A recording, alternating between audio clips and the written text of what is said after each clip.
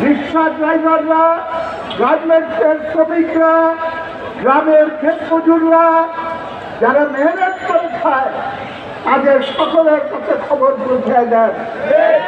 এইবার এর সরকার, ওর সরকার, তার সরকার, কত সরকার দেখেছি, আগামী দিনে ইনশাআল্লাহ গরিব মানুষের সরকার হবে।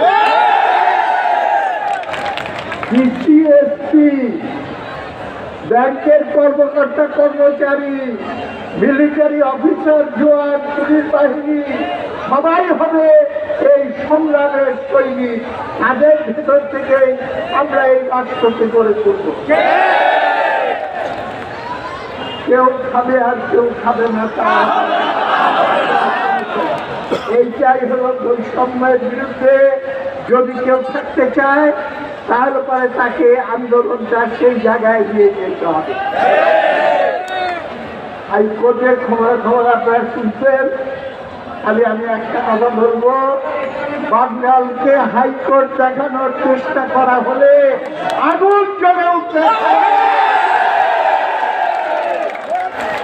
লড়াই চালাইতে থাকেন, আইন সিদ্ধভাবে আমরা লড়াই করতেছি, সেই লড়াই আগায় নিয়ে ইনশাআল্লাহ আমাদের বিজয় আমরা ছিনিয়ে আনতে সক্ষম হব।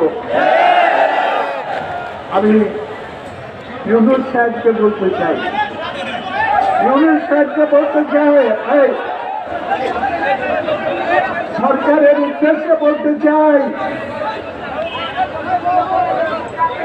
আপনারা নিশ্চয়ই খবর রাখেন দেশে।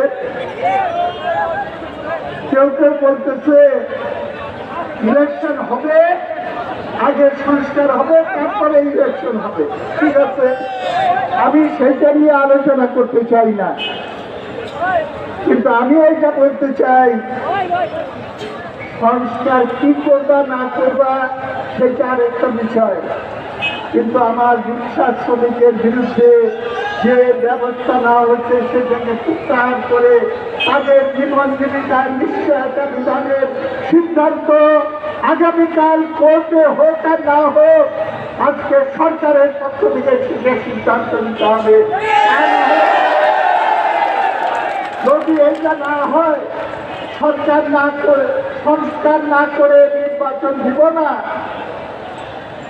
আমি বলতেছি রিক্সা শ্রমিকের দাবি না মাইনে গদিতেও তুমি থাকতে পারবা।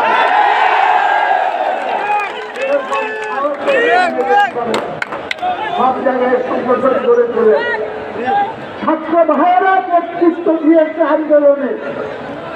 তারা বলেছে যে আমরা বৈষম্য বিরোধী সমাজ চাই।